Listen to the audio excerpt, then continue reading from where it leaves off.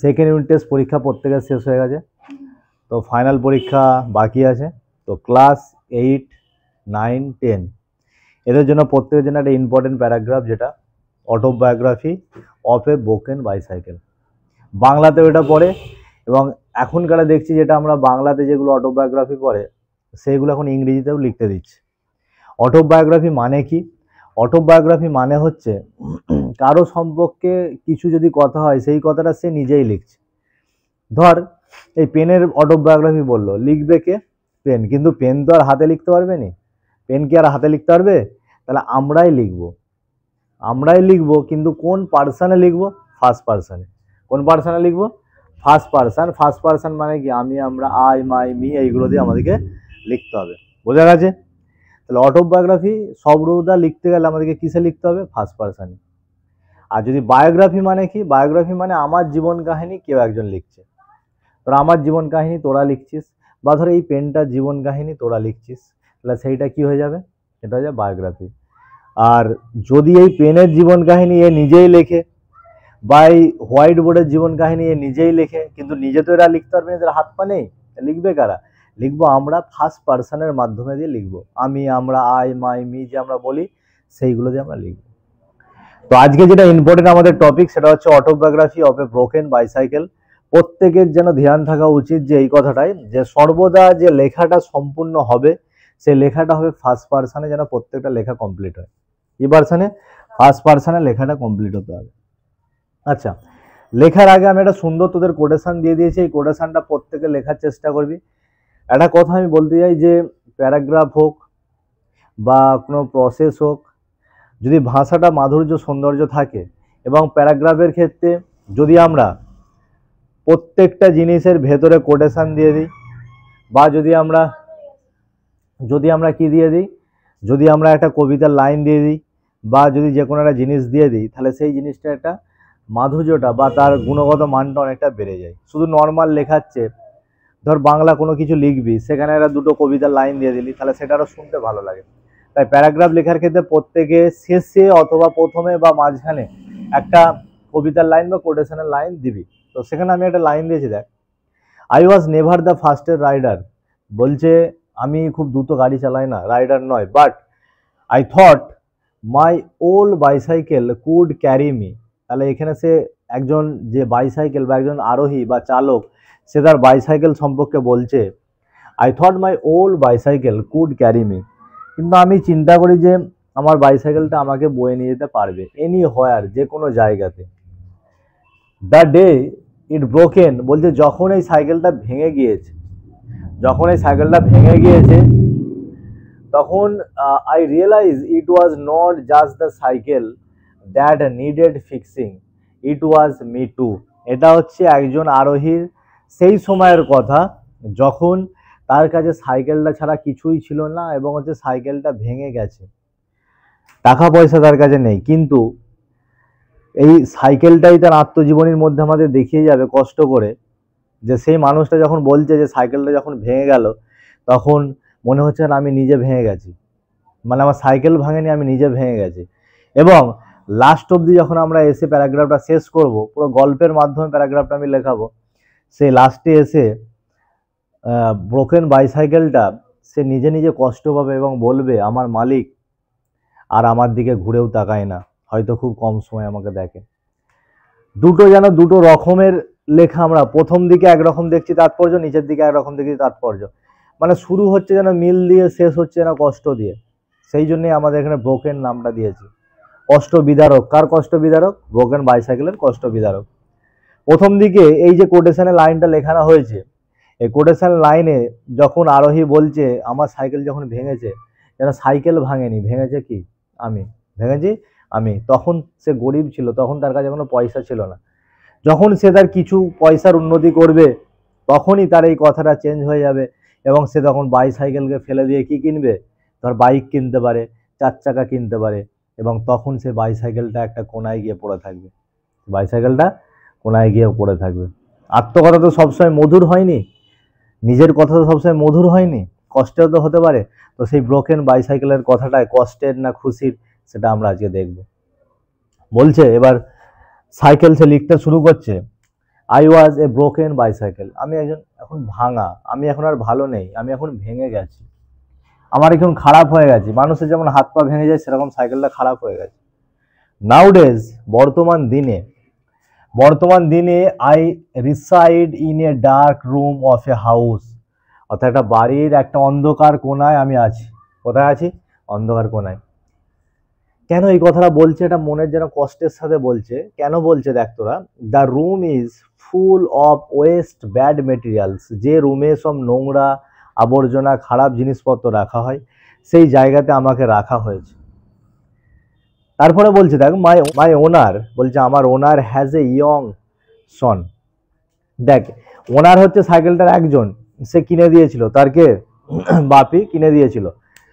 মাই ওনার মানে যে বাড়িতে সে আছে সেই বাড়ির যে মালিক, হ্যাজ এ ইয়ং সন, একটা ইয়ং ছেলে আছে। মানে এখন হয়তো সে ইয়ং, আগে তো ইয়ং ছিল নি, আগে বাচ্চা ছিল, বাচ্চা থেকে আস্তে আস্তে বড় হয়েছে। নাও হি ইজ 22 ইয়ার্স ওল্ড, এখন তার বয়স কত? এখন তার বয়স দেখ 22 বছর। কত বছর? 22 বছর। নিশ্চয়ই এই 22 বছর সময়ে সে তাকে সাইকেল কিনে দেয়নি। সাইকেল কখন কিনে দেয় আমাদেরকে? সাইকেল কিনে দেয় ছোটবেলায়, 5 বছর 6 বছর যখন থেকে আমরা চড়তে শিখতে পারি তখন থেকে। তাই বলছে দেখ, যে সাইকেলটা আক্ষেপ করে বলছে আমার যে বাড়ির মালিক বা আমাকে যে দোকান থেকে কিনে নিয়ে এসেছে সেই মাই ওনার হ্যাজ এ ইয়ং সন, তার একটা ইয়ং ছেলে আছে, যুবক ছেলে আছে। নাও হি ইজ 22 ইয়ার্স ওল্ড, তার বয়স এখন 22 বছর। কত বছর?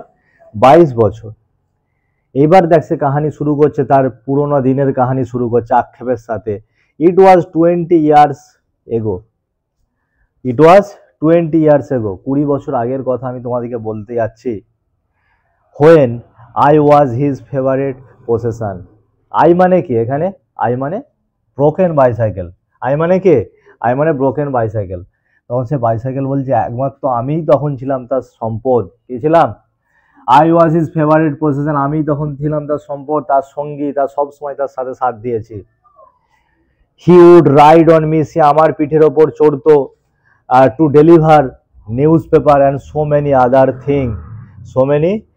Thing to the house in the neighbourhood.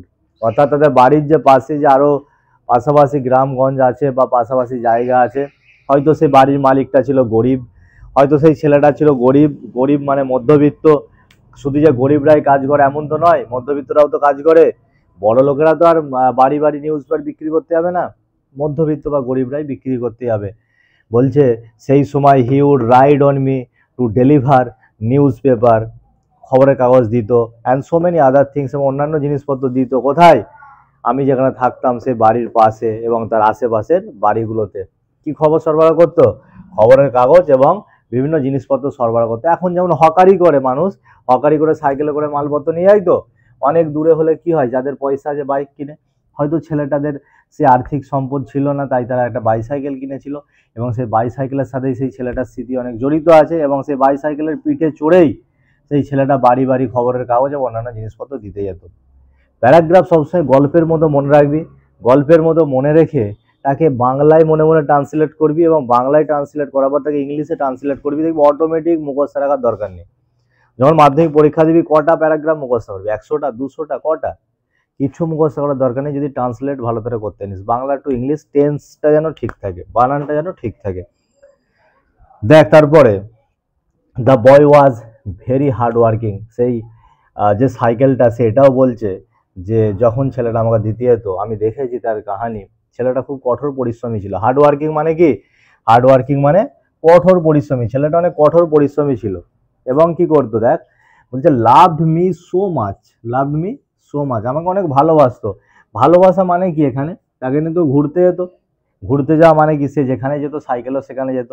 প্রত্যেকদিন সাইকেল কাদায় নোংরা হয়ে গেলে তাকে পরিষ্কার করা বা যত্ন করে সুন্দর জায়গায় তুলে রাখা। কেন? কারণ জানে সে পরের দিন আমাকে এই সাইকেলটা নিয়েই বেরোতে হবে নিউজ পেপারটা বিলি করতে। সাইকেল যদি খারাপ হয়ে যায় তাহলে কি বিলি করতে পারবে? সেই জন্য সাইকেল মনে মনে বলছে ছেলেটা আমাকে তখন খুবই ভালোবাসতো, আমার যত্ন নিত। এবং আমি এটাও দেখেছি ছেলেটা অনেক হার্ড ওয়ার্কিং ছিল। The boy sold newspapers and earn money for his education. আমি কি বললাম? ছেলেটা গরিব ছিল, ছেলেটা সেই নিউজ পেপার বিক্রি করতো এবং সেখান থেকেই সে পয়সা কামাতো। মানে যা পয়সা পেতো, আর্ন মানি, সেই যে পয়সাটা কামাতো সেখান থেকে। সোল নিউজ পেপারটা কেন সে বিক্রি করতো? যাতে সে কিছু পয়সা পায় এবং আর্ন মানি, সেই পয়সা দিয়ে কী করতো, ফর হিজ এডুকেশন, তার শিক্ষাক্ষেত্রে সে কাজে লাগাতো, শিক্ষাক্ষেত্রে সে কাজে লাগাতো এবং এই পয়সা দিয়েই সে পড়াশোনা করতো।